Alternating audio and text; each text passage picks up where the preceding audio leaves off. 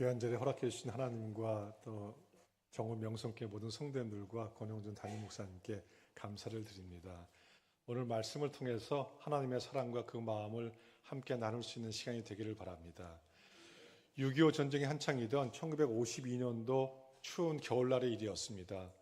당시 미군 병사들이 한국을 위해서 싸우러 와 있었는데 그 미군 병사들에게 복음을 전하기 위해서 미국에서 스완스 목사님분이 한국에 오셨다가 날마다 새벽마다 어떤 광경을 목격했냐면 길거리에 수북히 쌓인 쓰레기 더미들을 미군 군용 트럭이 와서 실어가는 거였습니다. 이 목사님에게 의아한 생각이 들었습니다. 지금 한국이라는 나라가 전쟁을 만나서 먹을 것도 많이 부족한데 왜 날마다 저렇게 많은 쓰레기가 나오는가 하는 생각이 들어서 어느 날 동트기던 새벽에 미군 군용 트럭의 소리가 들릴 때 그 쓰레기 더미 옆으로 가까이 다가가게 됩니다. 근데 그 쓰레기 더미 속에서 어린아이의 팔 하나가 툭 나와 있는 걸 보시게 되고요. 그리고 그 어린아이를 살리기 위해서 인부들에게 잠깐 멈춰가 한 다음에 그 쓰레기 더미를 여셨는데 충격으로 아무 말씀도 할 수 없다고 합니다. 날마다 미군 군용 트럭이 실어갔던 그 쓰레기 더미는 쓰레기가 아니라 밤새 추위와 굶주림 속에 죽어갔던 한국 아이들의 시체였던 것이었습니다. 스완스 목사님 그 광경을 목격하고 충격을 받으시고서 미국으로 돌아가셔서 당시 한국 아이들이 구걸할 때 쓰던 녹슬고 찌그러진 깡통을 들고 미국의 교회 교회마다 다니면서 지금 한국이라는 나라가 전쟁을 만나서 수많은 아이들이 추위와 굶주림 속에 죽어가고 있고 그 아이들의 시체가 쓰레기처럼 버려지고 있는데 누가 이 아이들을 살릴 수 있겠냐고 호소하기 시작했고요. 여러분 1952년도면은 미국 사람들은 한국이라는 나라 들어보지도 못했고 어디 있는지도 모르는 그런 나라가 우리 한국이었는데 그 한국의 어린아이를 살리겠다고 해서 미국의 성도님들이 기금을 모으기 시작한 것이 바로 오늘날 컴패션의 시작이 되었습니다. 컴패션이라고 하는 영어 단어는 두 단어가 합치된 말인데 먼저 앞에 있는 COM은 영어의 접두사로서 함께라는 뜻을 가지고 있습니다. 뒤에 있는 패션이라고 하는 단어는 고통, 아픔, 고난이라는 뜻을 가지고 있어서 이 함께란 컴과 아픔, 고통이라고 하는 이 패션 두 단어가 합쳐져서 컴패션이라고 하는 단어의 뜻은 함께 아파하는 마음이라는 뜻입니다. 즉 내 옆에 있는 누군가가 신음하고 고통스러워하고 아파할 때 바로 그 사람의 그 신음과 고통과 아픔을 나의 아픔처럼 나의 고통처럼 내가 똑같이 느낀다는 영어 단어의 뜻이 컴패션이고요. 그래서 이 단어가 영어 성경에 많이 나오고 있습니다.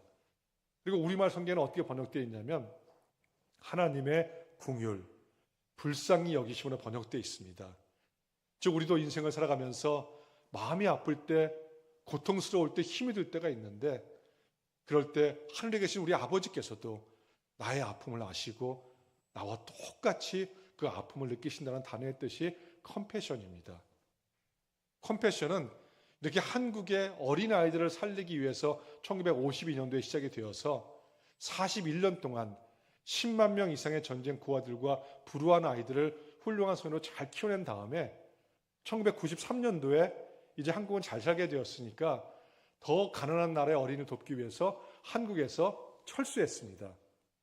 그러다가 2003년도에 다시 컴패션이 한국으로 들어왔는데 왜 다시 들어왔냐면요. 이제는 도움을 받던 수혜국에서 도움을 주는 후원국이 되어서 다시 들어왔습니다. 지금까지 이 세상에 존재하는 그 어떤 나라도 한국과 같이 도움을 받던 나라에서 도움을 주는 나라로 변화된 나라는 아직까지는 한국이 유일하다고 합니다. 이 사실은 그만큼 우리나라가 하나님의 은혜를 많이 입었다는 증거이고요. 은혜를 많이 입었다는 것은 다른 말로 하면은 그만큼 은혜에 대한 빚을 지고 있다는 말씀이기도 합니다.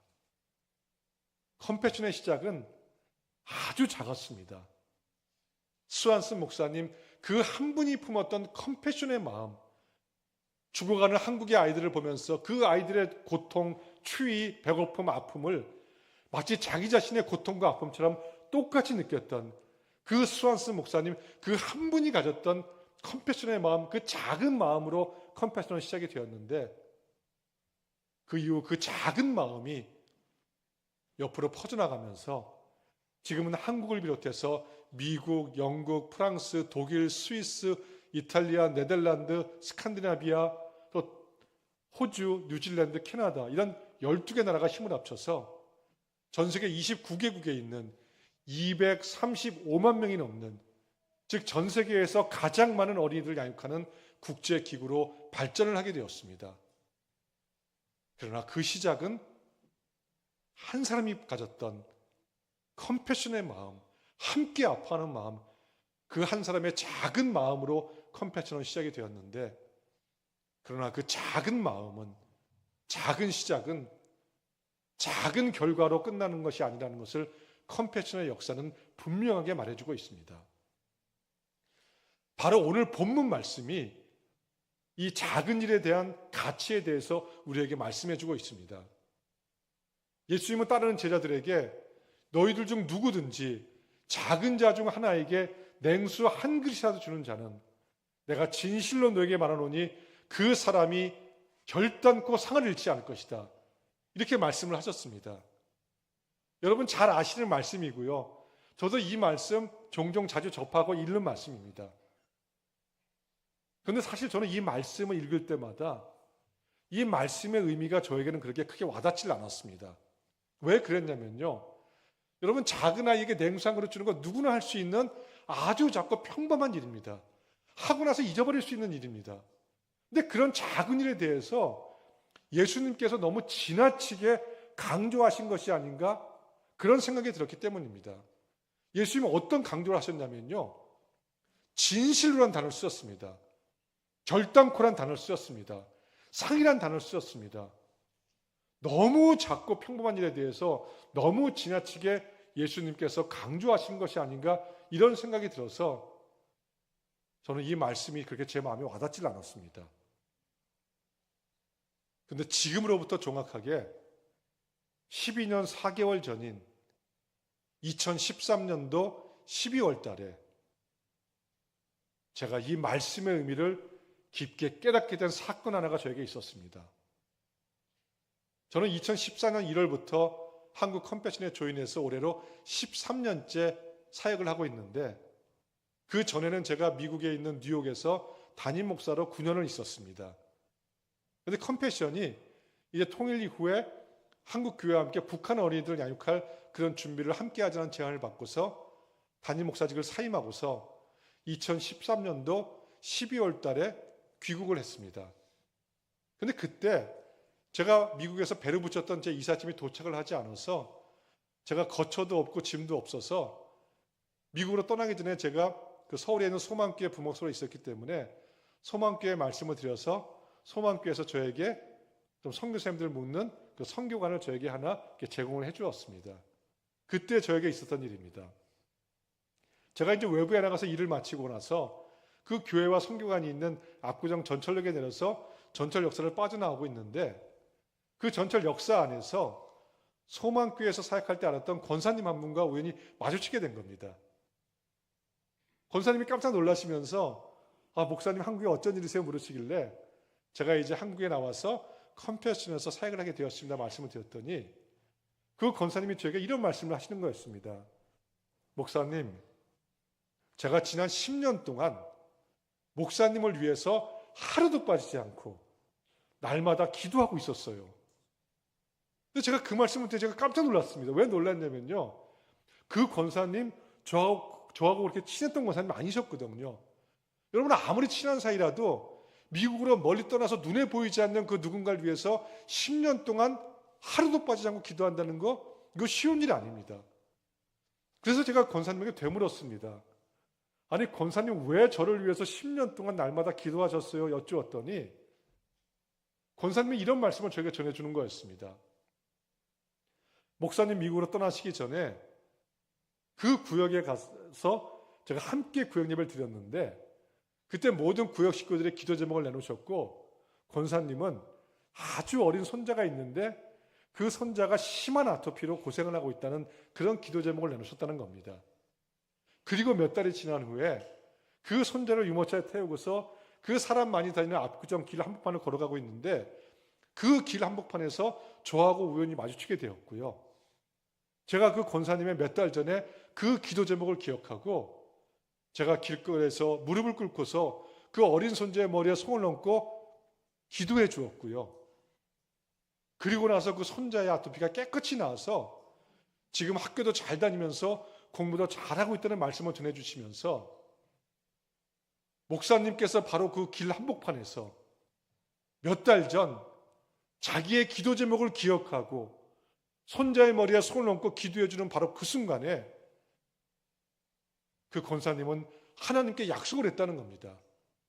하나님, 제가 이 목사님 위해서 하나님께서 저를 부르시는 그날까지 날마다 기도하겠습니다. 그리고 그 약속을 10년째 지키고 계셨고요. 지금 제가 그 이야기를 들은 지 12년 4개월이 지났습니다. 이제 22년 4개월째인데 얼마 전에 그 권사님 만났는데 지금도 22년 넘게 저를 위해서 날마다 기도하고 계십니다. 그런데 사실 저는 권사님이 그 이야기를 해주실 때 너무너무 제가 부끄러웠습니다. 왜 제가 부끄러웠냐면요. 저는 권사님이 그런 기도 제목을 내놓은 사실조차도 기억이 나지 않았고요. 그 손자의 머리에 손을 얹고 기도해 준 그 사실조차도 생각이 나지 않았기 때문입니다. 왜냐하면 저는 그 이후에도 다른 기도 제목이 들어오게 되었고 또 많은 사역들, 미국으로 가서 많은 사역들을 감당하면서 시간이 지나면서 그 권사님의 기도 제목과 그 손 얹고 기도해 준 그 사실은 시간이 지나면서 저의 기억 속에서 잊혀져간 많은 일들 중에 하나의 일처럼 여겼던 그런 작은 일처럼 여겼던 일이었는데 그런데 그 권사님에게는 그 일이 결코 작은 일이 아닌 평생 동안 잊을 수 없는 너무도 크고 고마운 일로 기억되고 있었다는 것입니다. 바로 오늘 본문 말씀에서 예수님께서 이 사실에 대해서 말씀하고 계신 겁니다. 사람도 작은 일을 이렇게 기억해 주는데 하늘에 계신 너희 아버지께서는 그의 자녀들에게 행한 일에 대해서 반드시 기억해 주신다는 것입니다. 너희는 그저 작은 아이에게 물 한 그릇 주었다고 해서 그 일을 금방 잊어버릴 수 있을지 모르겠지만 하나님 아버지께서는 그의 사랑하는 자녀들에게 너희들이 물 한 그릇 준 것까지도 반드시 기억해 주신다고. 그래서 내가 진실로 너희에게 말하노니 그 사람이 결단코 상을 잃지 아니하리라. 이렇게 약속의 말씀을 하신 것입니다. 우리가 인생을 살아가면서 그 누군가에게 준 물 한 그릇이, 따뜻한 말 한마디가, 기도 한 번이 그 누군가에게는 평생 잊을 수 없는 고마움과 은혜로 기억될 수 있습니다. 그래서 예수님께서 작은 자에게 물 한 그릇 준 것까지도 반드시 기억하시겠다는 말씀을 하신 것입니다. 우리가 살고 있는 이 세상에는요, 그 누군가의 도움을 간절히 필요로 하고 있는 극심한 가난 속에 살고 있는 사람들이 너무도 많이 있습니다. 유엔의 보고에 의하면은 전 세계 인구 중에서 무려 12억만 명이 하루에 1불 75센트 이하로 살아가는, 즉 하루에 한 끼를 제대로 먹지 못하는 절대적인 빈곤 속에 살고 있다고 그렇게 보고를 했습니다. 그리고 그런 가난의 문제를 해결하기 위해서 이 세상의 모든 나라들과 수많은 NGO 단체들이 빵과 돈으로 그런 가난의 문제를 해결하려고 적분했었지만은, 그러나 이 세상 그 어느 곳에서도 그 수많은 빵과 돈으로 가난의 문제가 해결된 곳은 단 한 곳도 없습니다. 그러면 왜 그 수많은 빵과 돈으로 이 세상에 존재하고 있는 가난의 문제는 여전히 해결되지 않고 있는 것일까요? 그것은 이 세상 속에 가난의 문제를 초래하게 된 그 근본적인 원인이 해결되지 않고 있기 때문에 그렇습니다. 여러분, 우리가 살고 있는 이 세상 속에 이런 가난의 문제, 우리가 이해할 수 없고 설명할 수 없는 고난의 문제, 고통의 문제, 질병의 문제가 이 세상에 존재하게 된 근본적인 이유가 무엇입니까? 그것은 바로 우리 사람이 하나님 앞에 범죄하는 그 순간에 하나님과 인간 사이에 영적인 단절이 이루어지면서 이 세상 속에 가난의 문제, 고난과 고통의 문제, 질병의 문제가 들어왔기 때문에 이 가난의 문제도 근본적으로 해결하기 위해서는 다시 복음으로 돌아가야 됩니다. 이 세상을 살아가고 있는 모든 사람들이 예수 그리스도를 알고 복음으로 복음적으로 살아간다고 한다면 이 세상에 가난이라는 것은 존재할 수가 없습니다. 그래서 컴패션은 235만 명이 넘는 그 많은 어린이를 양육하면서 그 아이들에게 그저 빵만 주는 구제구호가 아니라 그 아이들에게 예수 그리스도 그 복음까지 심어줌을 통해서 바로 그분과 함께 인생을 살아갈 수 있도록 그렇게 어린아이들을 양육하고 있습니다. 바로 이 점이 여러분이 알고 있는 많은 국제 NGO 단체들과 컴패션이 분명하게 다른 점입니다. 제가 13년째 이사학을 하면서 전국을 다니면서 수많은 목사님들, 수많은 성도들 만났는데 저희 컴패션을 어떻게 생각하시냐면 여러분이 알고 있는 많은 국제 NGO 기관들 우리나라에도 많이 있지 않습니까? 그런 기관들과 비슷한 일을 하는 또 비슷한 방식으로 하는 또 하나의 NGO 기관이다. 이렇게 컴패션을 생각하십니다. 그런데 컴패션은 완전히 다른 그런 기관입니다. 그럼 무엇이 다르냐? 전 세계에서 유일무이하게, NGO 중에 유일무이하게 복음적으로 사역하는 유일한 단체입니다. 제가 이렇게 말씀 전하고 다니는데요. 아직 그 수많은 목사님들 중에 한 분에게도 제가 컴패션 말고 복음적으로 또 사역하는 단체 있다는 얘기 들어보지 못했습니다. 그럼 컴패션은 어떻게 전 세계에서 복음을 갖고 사역을 하고 있느냐? 235만 명 그 어린이를 양육할 때에 저희는 29개국 수혜국에 있는 9,000개가 넘는 현지 교회를 통해서만 양육합니다. 이런 기관은 단 한 군데도 없습니다.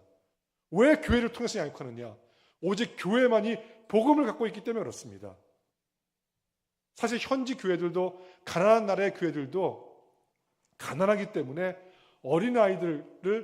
가난 속에 있는 어린아이들을 양육할 수 있는 재정이 없습니다. 그래서 저희 컴패션은 그 수혜국에 있는 9,000개가 넘는 교회들이 어린아이들을 양육할 수 있도록 어린이센터를 열도록 한 다음에 12개 후원국에서 후원자들이 그 어린아이들을 일대로 후원을 합니다. 그러면 그 후원금이 그 어린아이가 있는 교회로 전달이 되고요. 후원금을 받은 교회에서는 이제 아이들을 그 돈으로 양육할 수 있는데 첫 번째는 무엇을 하냐면은 아이들을 학교 가서 공부할 수 있게 해줍니다. 제가 많은 현장을 다니면서 보았던 사실이 무엇이냐면 가난한 나라들도 초등교육은 전부 다 무상으로 해주는데 문제가 뭐냐면요. 아이들이 학용품, 연필 살 돈이 없어서 학교를 가지 못한 아이들이 그렇게 많이 있습니다. 그래서 아이의 후원금이 교회로 전달되면 학교 가서 정상적으로 공부할 수 있도록 학용품, 교복 필요한 것들 다 갖춰줘서 학교 가서 공부할 수 있게 하고 그리고 공부를 마치고 돌아오면 교회에서 그 어린이센터에서는 전인적인 양육을 하는데 전인적 양육은 무엇이냐? 세상도 전인적인 교육을 한다 그러지만 세상의 전인적 교육은 가장 중요한 하나님에 대한 영적인 교육이 빠져있는 인본주의 교육입니다. 그런데 현지에서 하는 전인적 양육은 누가복음 2장 52절에서 나왔습니다. 예수는 지혜와 키가 자라며 하나님과 사람에게 더욱 사랑스러워 가시더라. 예수님 자라가신 네 가지 모습이 나오는데 하나님이 그것을 통해서 우리도 그렇게 잘해야 되는 걸 보여주셨기 때문에 저희는 지혜는 지적인 영역, 키는 신체적인 영역, 하나님은 영적인 영역, 사람은 사회 정서적인 영역으로 분류해서 그 네 가지 영역의 교재가 잘 갖춰져 있고요. 이 교재를 29개국 현지 언어로 다 바꾸고 다 현지화시켜서 9,000개가 넘는 교회에다가 다 공급을 합니다. 저희 컴패션이 또 하는 일이 무엇이냐면은 그 어린이 센터를 저희가 운영하지 않고 그러면 인건비가 어마어마하게 듭니다. 그 인건비가 다 아이를 후원금에서 나가는데 저희는 교회를 훈련시켜서 컴패션의 전문 직원들이 교사 훈련, 또 센터를 운영할 수 있는 센터장 훈련, 행정과 재정에 대한 교육을 철저히 시켜서 100% 교회가 어린이 센터를 운영하게 하고 있고요. 그럼 훈련받은 교사들이 이제 학교에서 돌아온 아이들에게 전인적인 양육하는데 우리 정읍 명성교회도 내년부터 다음 세대를 위해서 이 양육 시스템을 도입하게 되실 겁니다. 아이들이 특별히 영적인 영역을 통해서 예수님을 알게 되고 스스로 주일날 교회에 나오게 되면서 어떤 결과가 나왔냐면요. 매년 저희가 조사해 보니까 지금 매년 14만 명 이상의 어린이들이 예수님을 처음으로 영접하는 일들이 매년 일어나고 있습니다. 그걸로만 끝나는 것이 아니라 그 어린아이가 있는 가정을 방문해 보면은 그 어린아이 하나 때문에 거의 대부분의 가정이 다 복음화되어서 현재 가면 목사님들이 뭐라 그러시냐면은 이렇게 어린이 센터를 시작한 다음부터 교회가 3배 이상 성장하면서 지역사회를 복음화시키면서 예수님의 지상명령이 성취되고 있다는 그런 말씀을 하십니다. 제가 또 현장을 다니면서 놀랐던 것은 무엇이냐면 어느 어린이 센터에도 컴패션 이름 간판 하나도 찾아볼 수 없었습니다. 모든 어린이 센터가 교회 이름으로 운영이 되고 있었는데 다른 기관들은 플랜카드 내걸고 그 기관의 이름을 내걸고 사역을 하고 있는데 왜 컴패션은 컴패션의 이름을 드러나지 않고 교회의 이름을 드러내면서 교회에다가 모든 재정부터 다 공급하면서 그렇게 사역을 하고 있느냐? 복음이 전파되는 데에는 저희 컴패션의 이름이 드러나는 것이 도움이 되는 것이 아니라 바로 복음을 갖고 있는 교회의 이름이 드러날 때 교회가 빛과 소금의 역할을 한다는 것이 드러날 때 복음이 잘 전파될 수 있기 때문에 컴패션은 저희의 이름이 아니라 교회의 이름을 드러내면서 그렇게 사역을 하고 있습니다. 여러분, 전 세계에 있는 거의 모든 나라들과 수많은 NGO 단체들이 공통적으로 하는 일이 있습니다. 구제 구호입니다. 근데 여러분 혹시 이런 생각 해보신 적 있는지 모르겠어요. 그렇게 막대한 돈을 들여서 구제구호를 그렇게 많이 하고 있는데 그 구제구호를 받는 그 사람의 영혼이 구원받지 못한다고 한다면 그 수많은 구제구호가 그 사람에게 무슨 의미가 있을까요? 잠깐 동안 배고픔 해소시켜주는 것 외에는 잠깐 동안 생명 연장시켜주는 것 외에는 다른 의미 없습니다. 여러분 배고픈 사람이나 배부른 사람이나 부유한 사람이나 가난한 사람이나 세상의 부귀영화 다 누리는 사람이나 멸시천대 받는 사람이나 모든 사람들에게 여러분 가장 정말 중요하고 필요한 것이 무엇입니까? 그것은 영원한 생명을 줄 수 있는 복음입니다. 아무리 세상에서 부유하고 영광을 다 누리는 사람도요, 그 사람 속에 복음이 없다고 한다면 그 사람은 세상에서 가장 불쌍한 사람이고 그 사람이 갖고 있는 모든 것은 다 껍데기에 불과한 것일 뿐입니다. 이 복음을 갖고 있는 곳은 오직 교회밖에는 없습니다. 컴패션이 지난 74년 동안 그 수많은 어린이를 양육하면서 한 명의 어린이도 예외 없이 교회를 통해서만 어린아이들을 양육하는 이유가 바로 여기에 있고요. 이렇게 교회와 함께 힘을 합쳐서 가난 속에 있는 어린이들을 양육했더니 어떤 결과가 일어나고 있느냐? 다른 기관에서 아이들을 키운 거하고는 너무도 큰 차이가 일어나고 있는, 즉 가난 속에 있었던 그 아이들이 다 변화되어서 자립 가능한 훌륭한 성인이 되어서 2012년도에는 우간다에서 최연소 상원의원도 나왔고요. 현장에 가면은 목사님이 되고 선생님이 되고 변호사가 되고 의사가 되고 직장인이 되어서 자기 나라 아이들을 다시 후원하면서 하나님 나라를 위해서 그렇게 살아가고 있는 수많은 사람들로 바뀌었던 것입니다. 우리 권현중 목사님도 몇 년 전에 가서 그 사실 다 보고 오셨습니다. 그 사람 한 사람 한 사람들, 가난 속에 있을 때 누군가 그 어린아이의 손을 잡아주지 않았으면은 그냥 가난하게 살다가 가난을 자기 자식에게 대물림하고 무의미하게 인생을 끝마칠 수밖에 없었던 그 어린아이의 인생이 그 누군가 그 어린아이의 손을 잡아줌을 통해서 복음을 알게 되고 이렇게 전적인 양육을 받아서 이렇게 훌륭한 성인으로 변화된 수많은 열매들을 저희들은 날마다 목격하기 때문에 그 어린아이 하나하나들 저희는 한 영혼이 얼마나 귀한가를 날마다 경험하고 있습니다. 여러분들이 오늘 손잡아 주시게 될 그 어린아이의 인생도 이렇게 180도 그 인생이 바뀌게 될 것입니다. 여러분 아마 세상을 사시면서 하나님 계신데 세상은 왜 이렇게 불공평할까? 이런 고민을 해보신 적이 있을 겁니다. 하나님 계시면요, 불의하고 악하게 사는 사람들은 빨리 망해야 되고요. 정말 하나님 말씀대로 진실되고 정직하게 사는 사람들은 잘 돼야 되는데 세상을 보면 꼭 그렇지 않잖아요. 악하게 불의하게 사는 사람들이 잘 되는 모습을 우리 많이 보고 있고요. 정말 하나님 말씀대로 진실되고 정직하게 사는 사람들이 손해보는 모습도 우리 많이 보고 있습니다. 저희 컴패션의 후원자이기도 하시고 홍보대사이신 여러분 잘 아시는 전 국가대표 축구선수였던 이영표 집사님. 이영표 집사님도 똑같은 생각을 하셨다는 겁니다.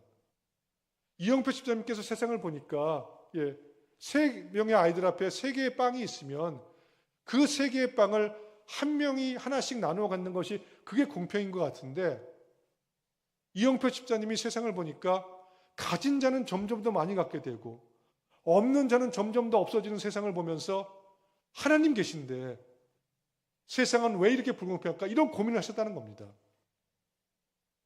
그런데 2013년도에 저희 한국 컴패션이 10주년을 맞이해서 그동안의 이야기를 담은 책이 고맙다라는 제목으로 출간이 되었습니다. 그 책 속에서 이영표 집사님께서 이런 말씀을 하고 계십니다. 제가 그대로 인용을 하겠습니다. 나는 세 개의 빵이 있으면 세 아이가 하나씩 나누어 갖는 것이 공평이라고 생각을 했습니다. 그런데 하나님은 한 아이에게 빵 세 개를 주시면서 나누어라, 곧 사랑하라고 말씀하셨습니다. 그 순간 저는 하나님께서 불공평하셔서가 아니라 바로 내가 나누지 않음으로 세상이 불공평해졌다는 사실을 깨달았습니다. 세 사람이 한 개씩 나누어 가져야 할 빵 세 개를 한 사람이 다 갖고 있어서 세상에 불공평해진 것이 아니라 그 빵 세 개를 갖고 있는 그 한 사람이 자기에게 필요 없는 나머지의 빵들을 그 빵을 간절히 필요로 하는 다른 사람들에게 나누지 않았기 때문에 이 세상이 불공평해졌다는 사실입니다. 이영표 집사님은 이 사실을 깨달은 다음 자기가 더 많이 갖고 있는 빵을, 아니 더 정확히 이야기하면 하나님께서 나눔의 삶을 살라고 자기에게 더 맡겨주신 빵을, 그 빵을 필요로 하는 다른 사람들에게 나누는 삶을 살겠다 결심하시고 지금까지 그러한 삶을 실천하고 계십니다. 이러한 삶을 살아가고 있는 한 가정의 이야기를 하고서 오늘 말씀을 마치겠습니다. 여러분이 아시는 연예인 부부 중에서 그 기부 잘하시는 가수 현 씨 아시죠? 기부 참 많이 하시고 그분 또 부인이 탤런트 정혜영 씨인데 이 부부도 저희 컴패션의 후원자이시고 홍보대사입니다. 이 부부가 아이를 좋아해서 아이를 4명을 낳았고요. 그 아이의 첫 번째 생일인 돌이 돌아올 때마다 돌잔치를 하지 않고 그 돌잔치 비용을 그 아이의 이름으로 도움이 필요한 곳에 기부를 하셨습니다. 2011년도에 막내로 딸 하엘이 태어났습니다. 그리고 1년 후에 이제 첫 번째 생일이 돌아왔는데 이런 고민이 생겼다고 합니다. 우리 아이들은 다 돌잔치 하지 않았는데 여러분 막내가 딸이니까 얼마나 이뻤겠습니까? 그래서 그냥 막내 하나만큼은 좀 돌상도 차리고 돌잔치 하면서 또 사진도 찍고 기념으로 남기면 어떨까 이런 생각이 들어서 그 문제 가지고 기도를 하셨다고 합니다. 역시 결론은 돌잔치 하지 않는 것으로 그리고 그 딸 하엘의 이름으로 2천만 원을 연대 세브란스 병원에 기부를 하셨다고 합니다. 그리고 2천만 원을 통해서 당시 심장병에 걸렸는데 돈이 없어 수술을 받지 못하는 4명의 어린아이들 심장병 수술비로 쓰여서 4명의 어린이들 생명을 살리게 되었다고 합니다. 현 씨는 나중에 딸 하엘이 커서 아빠 나는 돌잡이를 할 때 돌잡이 아시죠? 돌상에다가 뭐 청진기, 돈, 연필, 뭐 실도 갖고 집게 하는 거. 아빠 나는 돌잡이를 할 때 무엇을 잡았어요? 이렇게 딸이 묻는다면 그 딸에게 이렇게 대답하시겠다고 말씀하셨습니다. 너는 도움이 필요한 내 이웃의 손을 잡아 주었어. 기도하겠습니다.